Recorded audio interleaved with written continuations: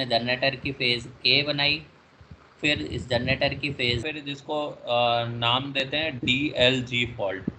तो double line to ground fault के लिए हम सबसे पहले वही जो फर्स्ट स्टेप था हमारा कि हमें सर्किट डायग्राम बनाना था। तो सर्किट डायग्राम बनाने के लिए ये हमने जनरेटर की फेज़ ए बनाई, फिर इस जनरेटर की फेज़ बी बनाई, इसके बाद जनरेटर की फेज़ सी बनाई, एंड देन फिर बनाया हमने ये ग्राउंड।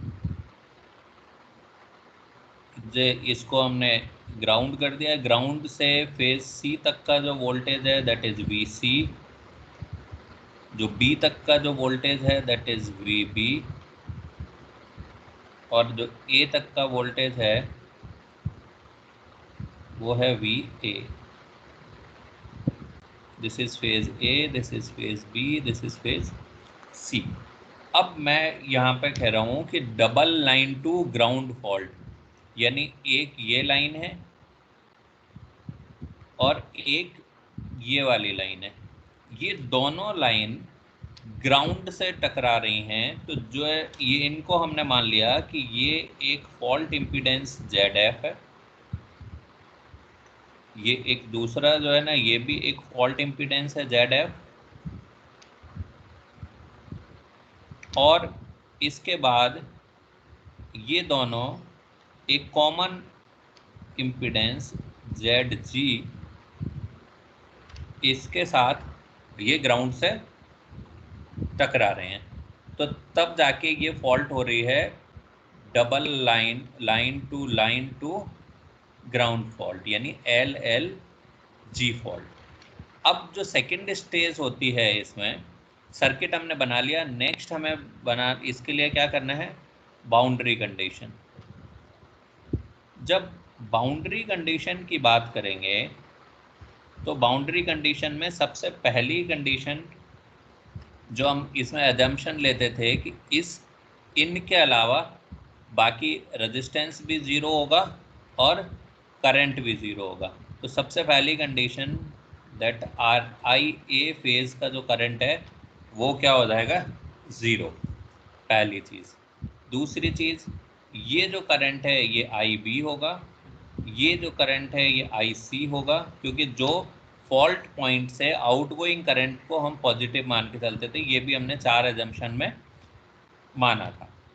इसके बाद ये IB और IC ये दोनों यहाँ से फ्लो होंगे थ्रू इम्पीडेंस ZG। तो ये करंट जो यहाँ फ्लो होगा that will be IB plus IC।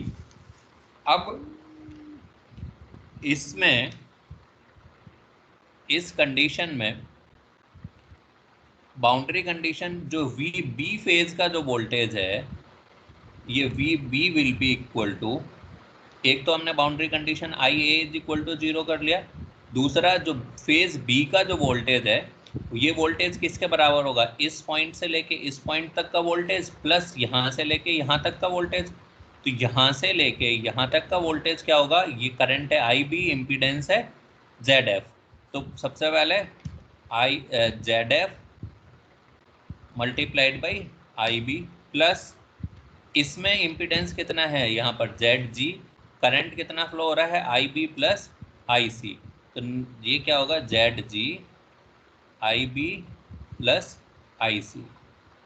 Next जब VC की बात करूँगा मैं, VC क्या होगा, ये जो वोल्टेज है ये क्या होगा, यहाँ से लेके यहाँ तक का वोल्टेज प्लस यहाँ से लेके ग्राउंड तक का वोल्टेज।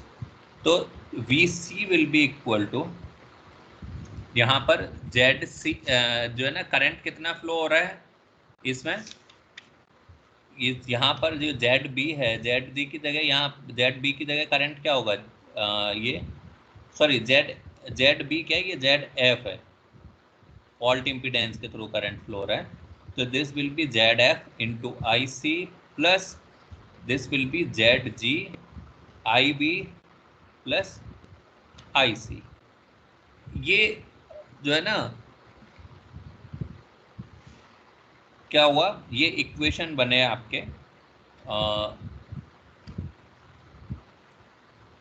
किसके, वो voltage V B voltage V B और वी सी, इनको जब आप और सॉल्व करते हो तो यहाँ पर आई बी अगर आपने कॉमन लिया तो जी क्या हो गया, Z F plus Z G I B plus Z G I सी, और ये जो हो जाएगा जेड एफ प्लस जेड जी, क्योंकि यहाँ पर ये आई सी कॉमन होगा इनमें से, तो this is I C plus ये अब बचा क्या यहाँ पर अकेला, यहाँ पर बचेगा ये जेड जी और आई B, Z G I B. तो ये हमने बना ली बाउंड्री कंडीशन। अब ये जो इक्वेशन है वी बी और वी सी, इन इक्वेशंस के बेसिस पर हम आगे बढ़ते हैं। तो मैं अगर यहाँ पर इनको इक्वेशन नंबर 1 ले लूँ और इसको इक्वेशन नंबर 2 ले लूँ, तो अब मैं करता हूँ equation number 1 minus equation number 2। तो जब इसमें से इसको माइनस किया तो क्या होगा, वी बी माइनस वी सी। जब वी बी माइनस वी सी किया, इसको जब आप आगे सॉल्व करोगे तो ये क्या होगा, Z F I B plus Z G I B plus Z G I C minus Z F I C minus Z G I C minus Z G I B. अब इसमें ये जेड जी आई बी, ये Z G I B, फिर इसके बाद ये Z G I सी, ये Z G I सी, ये सब कट गए, तो यहाँ बचा क्या आपके पास, जेड एफ, एक केवल ये वाला टर्म बचा और एक ये वाला टर्म, तो this will be Z F I B minus I C. अब मैं क्या करूँगा, इन्हीं में I B I C V B and V C, इनको, क्योंकि अब मुझे क्या करना है, ट्रांसफॉर्मेशन। नेक्स्ट स्टेप जो होता है वो होता है ट्रांसफॉर्मेशन। तो जब ट्रांसफॉर्मेशन करना है तो इनकी value V B V C I B and I C की वैल्यू 0 1 2 के टर्म्स में पुट करनी है, यानी positive negative and zero sequence के टर्म्स में। जब पॉजिटिव निगेटिव जीरो सीक्वेंस के टर्म्स में वैल्यू इनकी पुट करूंगा तो V B will be equal to, V B को वी ए के टर्म्स में वी ए नॉट प्लस यहाँ पर आएगा फिर आपका alpha square V A one plus alpha V A two. इसके बाद वी सी क्या आएगा आपका, माइनस वी सी जब करते हैं तो वी ए नॉट, उसके बाद plus alpha V A one plus alpha square V A two. ये V B minus V C हो गया। फिर this will be equal to Z F, I B की वैल्यू क्या होगी, I B is I A not plus I, ये इसी तरीके से हम लिखेंगे alpha square I A one plus alpha I A two minus, मैं सीधा अगर लिख दूं तो यहाँ पर minus I A naught minus alpha I A one minus alpha square I A two. ये मैंने यहाँ पर सीधा लिख दिया। तो अब क्या होगा, फिर से यहाँ से ये वी ए नॉट, ये वी ए नॉट कैंसिल हो जाएगा, ये आई ए नॉट कैंसिल हो जाएगा। अब इसके आगे ये बच रहा है आपके पास alpha square V A one और ये है minus alpha V A one, तो this will be alpha square minus alpha V A one. और दूसरा कौन सा है, यहाँ पर अल्फा वी ए टू है और ये minus alpha square V A to.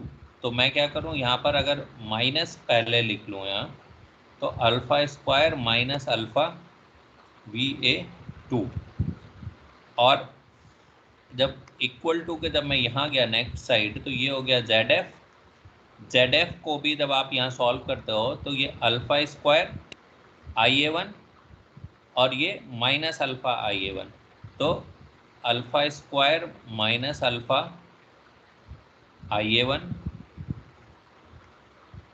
फिर इसके बाद अगर और इसे जो नेक्स्ट जब ये सॉल्व करोगे अल्फ़ा IA2 और अल्फ़ा स्क्वायर IA2, तो इसको भी आप लिख सकते हो minus alpha square minus alpha IA2। तो ये जो अल्फ़ा स्क्वायर माइनस अल्फ़ा है ये सारा हट जाएगा,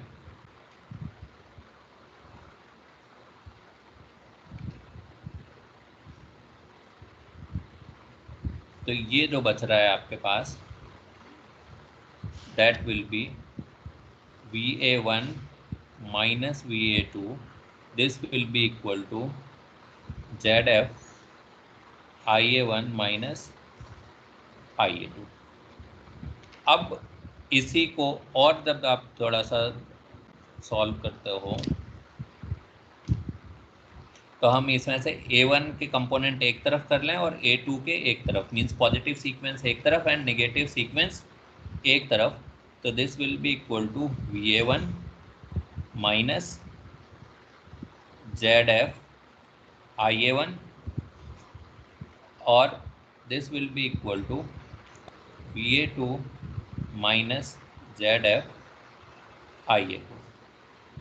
अब जो है ना यहाँ तक हमने एक बार जब इनके जो इक्वेशन नंबर 1 एंड 2 को 1 में से 2 को माइनस करके हम इस कंक्लूजन तक पहुँचे, बट अभी भी हम ये नहीं कंक्लूड कर पाए कि जो पॉजिटिव नेगेटिव या जीरो सीक्वेंस नेटवर्क्स हैं वो एक्चुअली कनेक्ट किस तरीके से होंगे।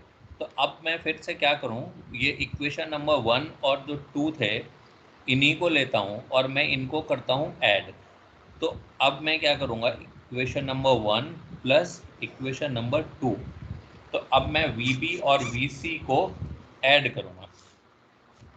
जब मैं VB और VC को ऐड कर रहा हूँ 1 और 2 को, तो जो 1 था हमारा ये, इसको जब मैंने ऐड किया तो मैं यहाँ एक काम करता हूँ, ये इक्वेशन दोबारा से लिख लेता हूँ नीचे,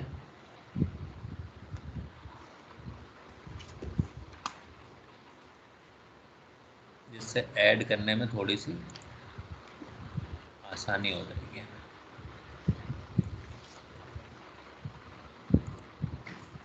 जब 1 एंड 2 को ऐड किया तो VB plus VC, VB plus VC, this will be equal to, जब आप इसे ऐड कर रहे हो तो यहाँ से क्या आ जाएगा, ये ZF IB प्लस ये होगा ZG IB plus ZG IC plus ZF IC plus ZG IC plus ZG IB। यहाँ पर देखेंगे तो ZF IB और ये देखिए ZG IB है, ये ZG IB है, तो इन दोनों को हमने जब ऐड कर दिया तो ये क्या होगा 2ZG IB। दूसरा क्या है, ये ZG IC है, ये ZG IC है, प्लस 2ZG IC। इसके बाद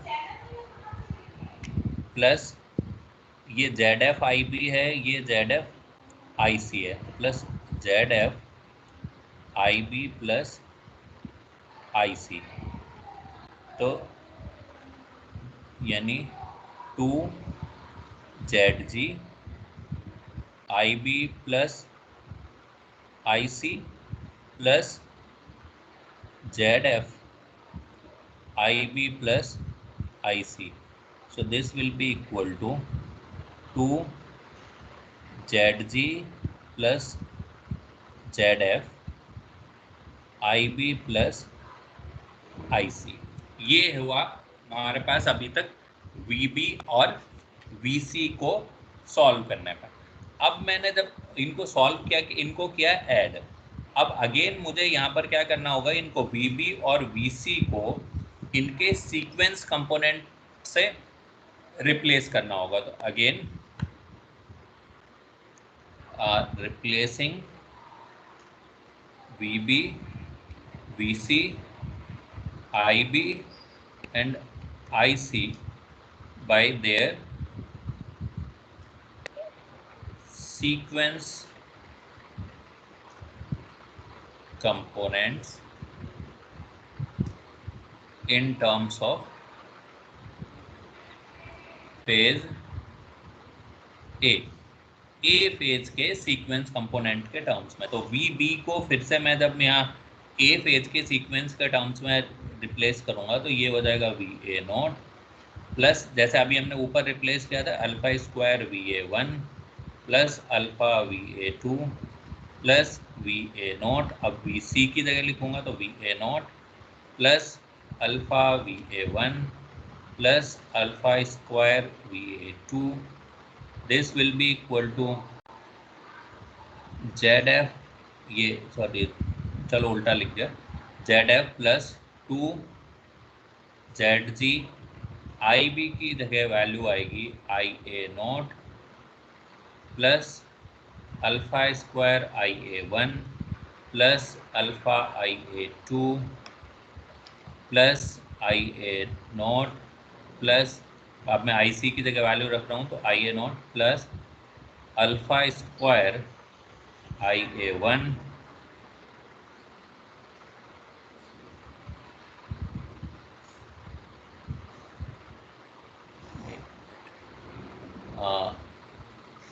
alpha square VA1 alpha VA2, ये था IB IA0 plus alpha square IA1 plus alpha IA2, फिर IA0 अल्फा स्क्वायर नहीं, ये अल्फा होगा क्योंकि हम यहाँ पर IC की वैल्यू लिख रहे हैं. तो IC will be alpha IA1 plus alpha square IA2. अब इसको सॉल्व करेंगे. इसको सॉल्व करने के लिए जब हमने आगे सॉल्व किया तो यहाँ पर देखिए ये VA0 है, ये VA0 है, तो मैं इसके आगे यहाँ लिख लूँगा 2 VA0. फिर इसके बाद ये देखिए ये क्या है, अल्फा स्क्वायर VA1, ये अल्फा VA1, तो मैं यहाँ लिखता हूँ alpha square plus alpha VA1. फिर यहाँ पर क्या है, ये अल्फा स्क्वायर VA2 और ये है अल्फा स्क्वायर VA2 और ये अल्फा VA2. तो प्लस यहाँ पर लिखूँगा मैं alpha square plus alpha VA2. This will be equal to ZF plus 2 ZG. Again जब मैंने यहाँ लिखा 2 IA0, ये अल्फा स्क्वायर IA1, ये alpha IA1 plus alpha square plus alpha IA1 plus ये अल्फा IA2, ये अल्फा स्क्वायर IA2, तो फिर alpha square plus alpha IA2. यहाँ पर अगर हम देखें, हम ऑलरेडी पहले ये देख चुके हैं 1 plus alpha square is equal to 0. तो alpha plus alpha square is equal to minus of 1. तो जहाँ जहाँ ये अल्फा स्क्वायर प्लस अल्फा हैं, इन सब की जगह मैं -1 अगर पुट करता हूँ ये वैल्यू, तो क्या होगा, this equation will be further simplified as 2 VA0 minus VA1 minus VA2, this will be equal to ZF plus 2ZG, और यहाँ जो आएगा ये आएगा 2IA0 minus IA1 minus IA2। अब मुझे इसको अगर और थोड़ा सा सिंप्लीफाई करना है तो मैं इसी इक्वेशन में यहाँ पर plus IA0 and minus IA0 अगर कर दूँ तो this will be equal to ZF plus 2ZG। इसको मैं लिख देता हूँ 2IA0 plus IA0 and minus IA0 minus IA1 minus IA2। तो ये जो वैल्यू है IA0, IA1 एंड IA2, इन तीनों का जो सम है that will be equal to 0। तो मैं यहाँ पर ये लिखता हूँ कि ये IA0 plus IA1 plus IA2 this is equal to 0। तो इस कंडीशन की वजह से ये जो इक्वेशन है this will be reduced as ZF plus 2ZG, ZF plus 2ZG, और ये हो गया 3IA0, 3IA0। जब यहाँ तक ये वैल्यू आ गई हमारे पास, ये VA0, इसको पूरा इक्वेशन अगर मैं लिखता हूँ तो ये होगा 2VA0 minus VA1 minus VA2, this will be equal to ZF plus 2ZG and 3IA0। अब मैं क्या करूं, इसमें जो VA1 और जो VA2, जो यहाँ पर इक्वेशन हमने ऊपर लिखे थे VA1 और VA2 के,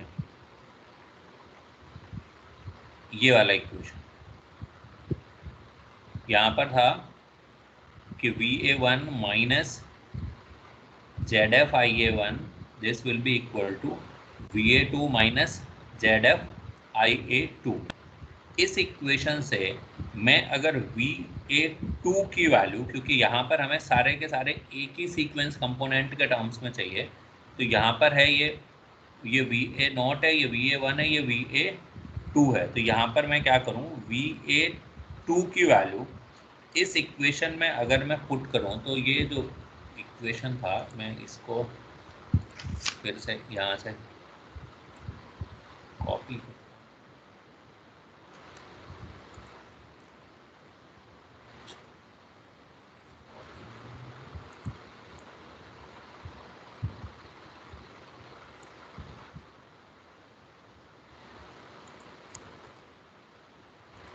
यहाँ से जो VA2 की वैल्यू मैं यहाँ पे इस इक्वेशन में रखूँगा 2VA0 minus VA1 minus VA2 है, तो मैं इसकी वैल्यू अगर मैं रख रहा हूँ तो VA2 will be, minus VA2 है तो VA2 will be VA1 minus ZF IA1 plus ZF IA2। यहाँ से जिसको मैं इस वाले को जब मैं इधर ले जाऊँगा तो ये माइनस की जगह प्लस हो गया, and this will be equal to ZF plus 2ZG 3IA0। This will be equal to 2VA0 minus 2VA1, क्योंकि ये भी माइनस ये भी माइनस, प्लस ZF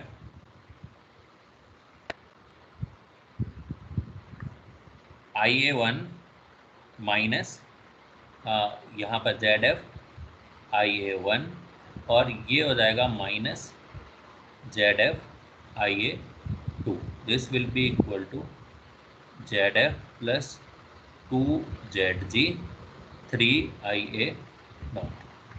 अब यहाँ पर देखेंगे कि ये भी क्या है, IA2 आ रहा है, तो मैं इसको भी IA2 को भी किसके फॉर्मेट में कर दूँ, 0 और 1 के, क्योंकि अभी देखो ये 0 है, ये पॉजिटिव है, ये पॉजिटिव है, ये नेगेटिव के टर्म्स में है, ये और ये जीरो सीक्वेंस कंपोनेंट है।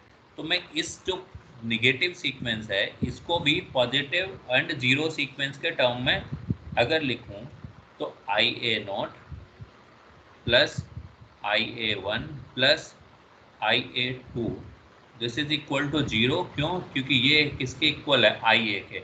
और जो बाउंड्री कंडीशन है, बाउंड्री कंडीशन में हम ऑलरेडी देख चुके हैं कि this IA is equal to 0, तो IA2 will be equal to minus of IA0 minus of IA1। तो ये जो वैल्यू है ये मैं इस IA2 की जगह पर रख दूं, तो this will be equal to 2VA0 minus 2VA1 plus ZF IA1 minus minus और माइनस ये क्या हो जाएगा प्लस, तो प्लस ZF IA0 और प्लस ZF IA1। तो अब यहाँ पर देखोगे आप, ये ZF IA1, ये ZF IA1, एक ये ZF IA1 है, ये ZF IA1 है, and this will be equal to ZF plus 2ZG 3IA0। इसको और सिंप्लीफाई अगर करते हैं हम तो 2VA0 minus 2VA1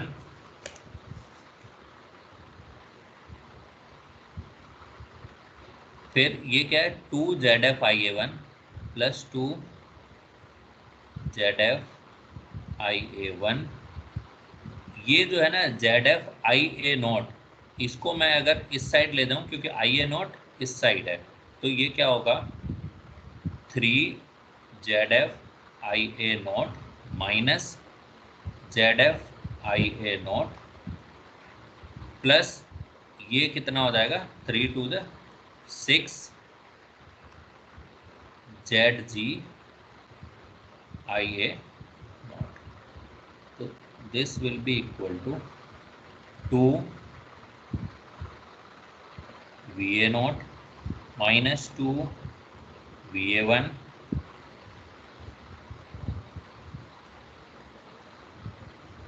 plus 2ZF IA1 और ये कितना है, ये 3ZF IA0 और ये माइनस ZF IA0, तो ये कितना हो जाएगा आपका 2ZF IA0।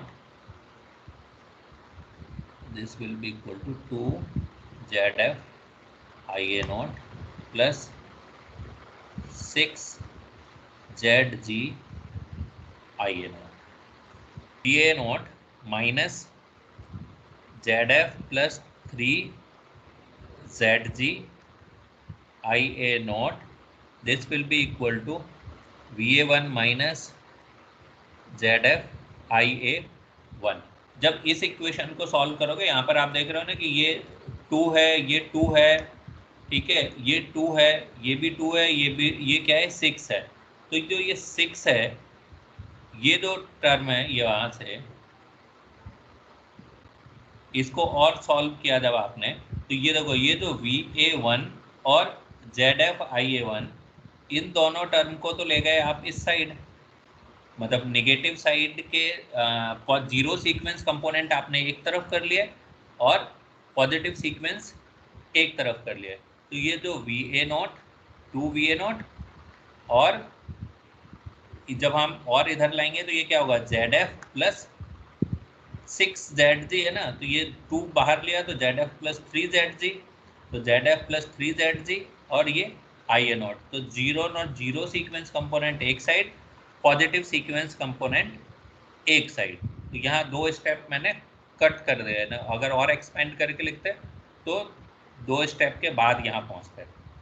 अब हमें positive sequence network, negative sequence network और जीरो सीक्वेंस नेटवर्क, जब हमने जनरेटर के पढ़े हैं तो जनरेटर का जो पॉजिटिव सीक्वेंस नेटवर्क होता है उसमें हमेशा हमने पढ़ा है कि VA1 will be equal to VF minus IA1 ZA1, VA2 will be equal to minus of IA2 ZA2, and VA0 will be equal to minus of IA0 ZA0। तो ये जो वैल्यू है VA0 और VA1, ये दोनों value अभी अगर हम इस इक्वेशन में, तो एक इक्वेशन तो आप ये वाला याद रखो, क्योंकि यहाँ पर हमने कौन सा रिलेशन निकाला है, ये है जीरो सीक्वेंस और ये है पॉजिटिव सीक्वेंस। तो कुछ रिलेशन निकाला है हमने positive sequence voltage and zero sequence voltage के टर्म्स में, क्योंकि अभी भी सर्किट का इंटरकनेक्शन किस तरीके से होगा इस कंक्लूजन पर नहीं पहुंचे हम। तो एक रिलेशन निकला है किस किस के बीच का, positive and zero sequence voltage के, बट अभी भी निगेटिव वाला बचा हुआ है। निगेटिव का रिलेशन अभी हमारे पास नहीं है, तो मैं क्या करूं कि ये जो वैल्यू है VA1 और VA0, इस इक्वेशन में put values of VA0 and VA1। तो VA0 की जगह हम क्या लिखेंगे,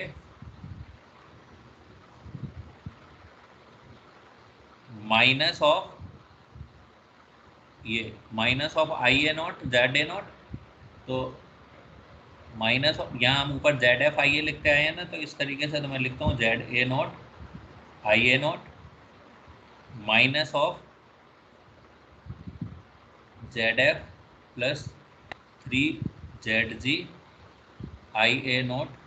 this will be equal to VA1 will be, VA1 की वैल्यू क्या होगी, VF minus ZA1 IA1 and minus of ZF IA1।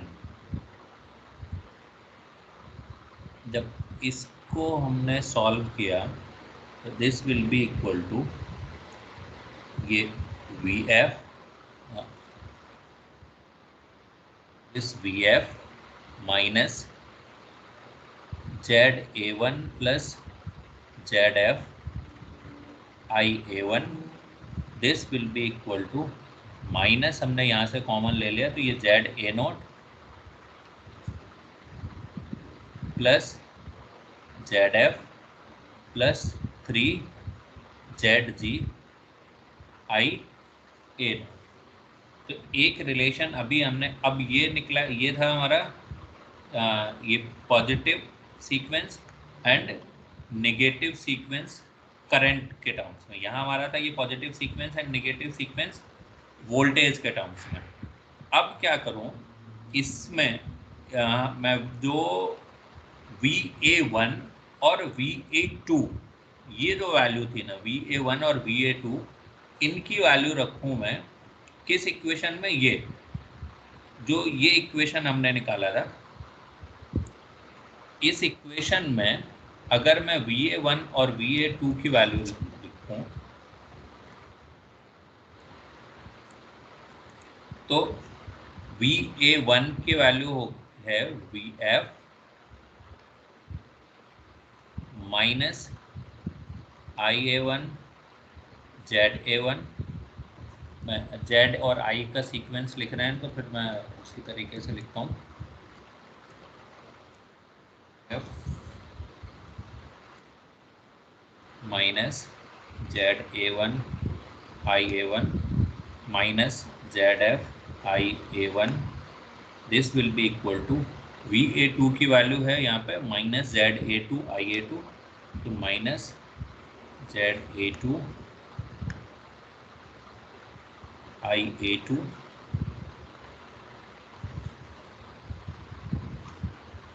और माइनस ZF IA2.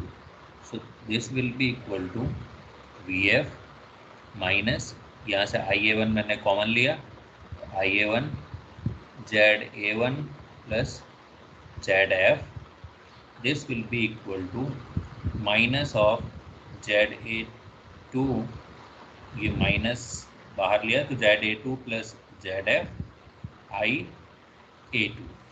अब ये देखो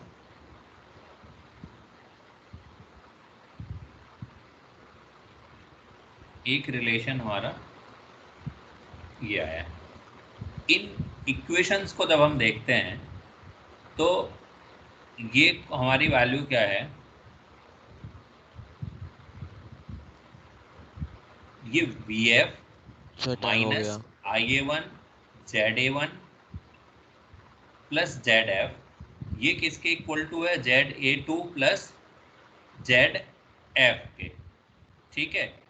और दूसरी चीज, सेम चीज यहाँ पर VF minus ZA1 ZF IA1, ये किसके इक्वल है, minus ZA0 ZF plus 3ZG and IA0. तो ये जो टर्म है, एक ये टर्म कॉमन है,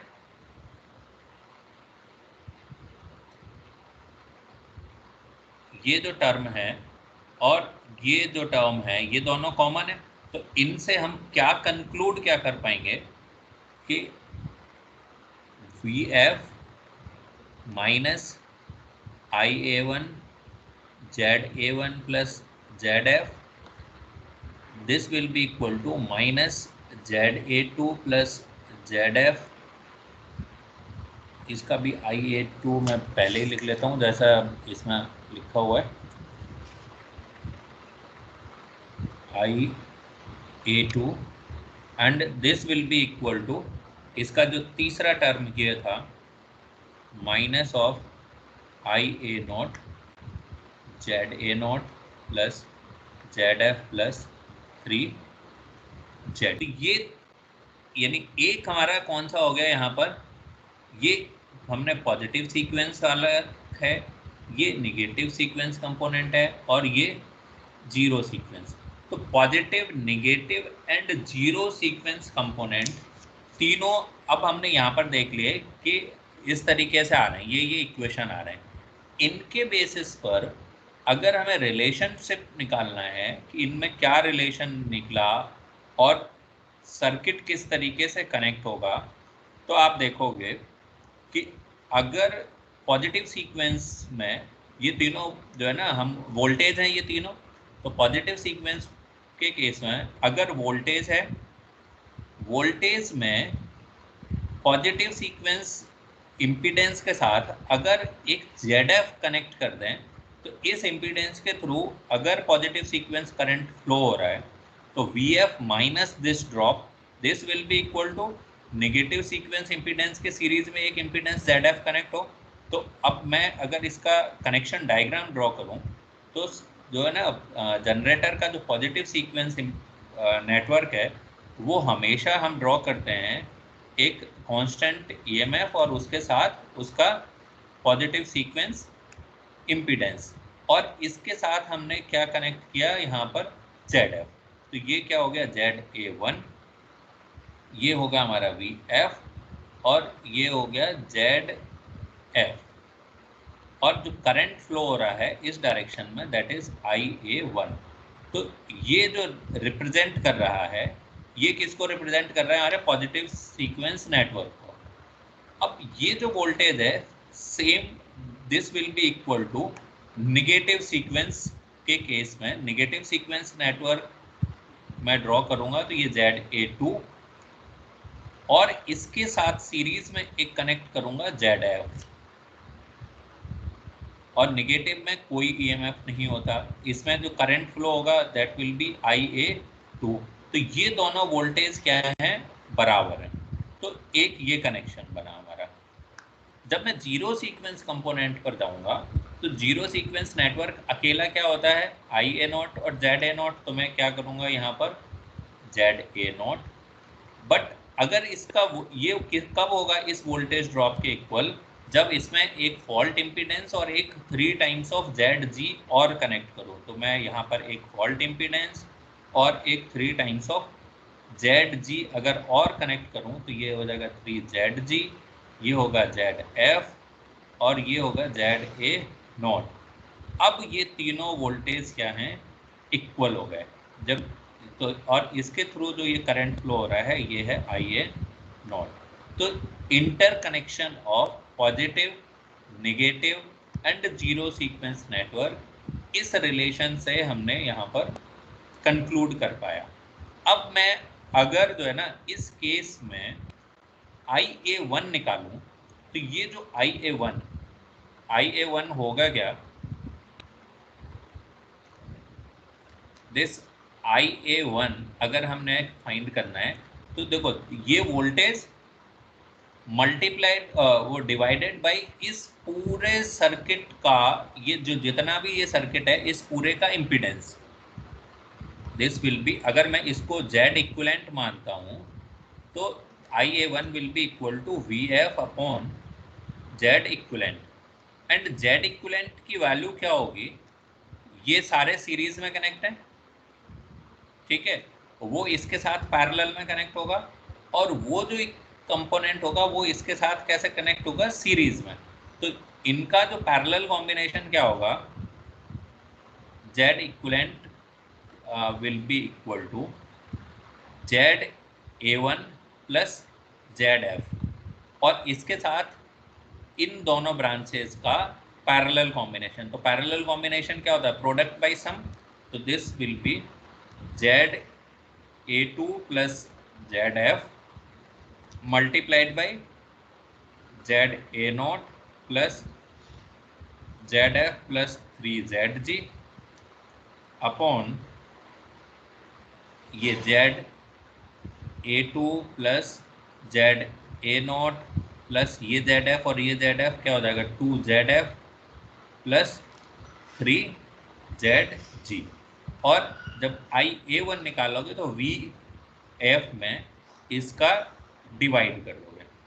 नेगेटिव सीक्वेंस अगर निकालना है हमें आई ए टू, तो आई ए टू की वैल्यू क्या होगी, देखो ये आई ए वन है, आई ए वन गया यहाँ इस पॉइंट तक और इसके बाद ये आई ए टू और आई ए नॉट में क्या होगा, डिवाइड, तो करंट डिवीजन रूल लगेगा। तो जब करंट डिवीजन रूल लगाना है तो करंट डिवीजन रूल सीधा फॉर्मूला में लिख देता हूँ, आई ए टू यूजिंग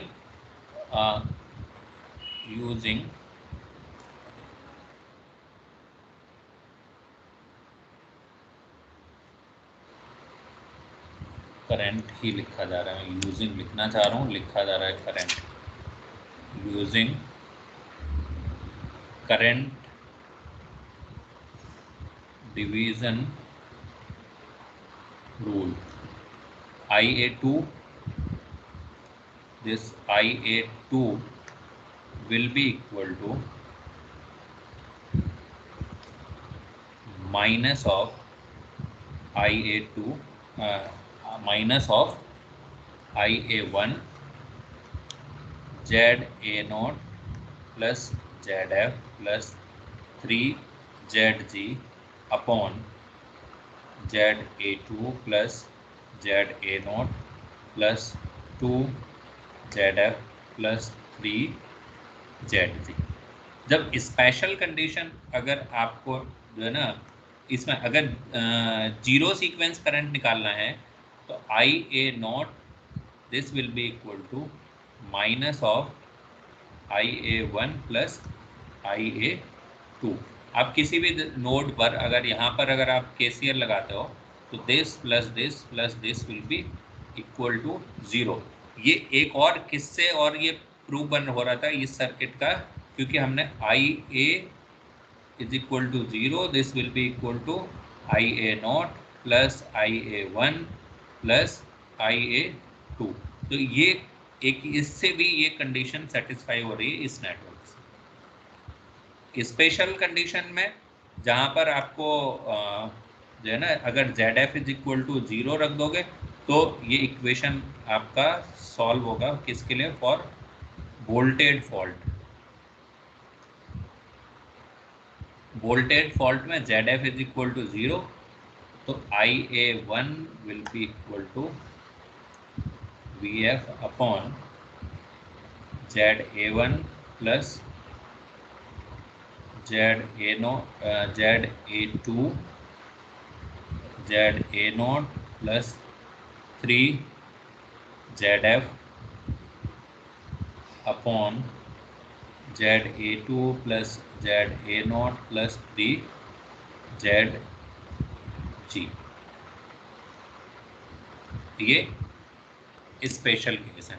तो यहाँ पर अभी हमने तीनों तरीके की तीनों फॉल्ट पढ़ ली, LG, LL और डबल LG। ठीक है, इसके आगे जो है ना, अब हम इनसे रिलेटेड कुछ न्यूमेरिकल्स करें।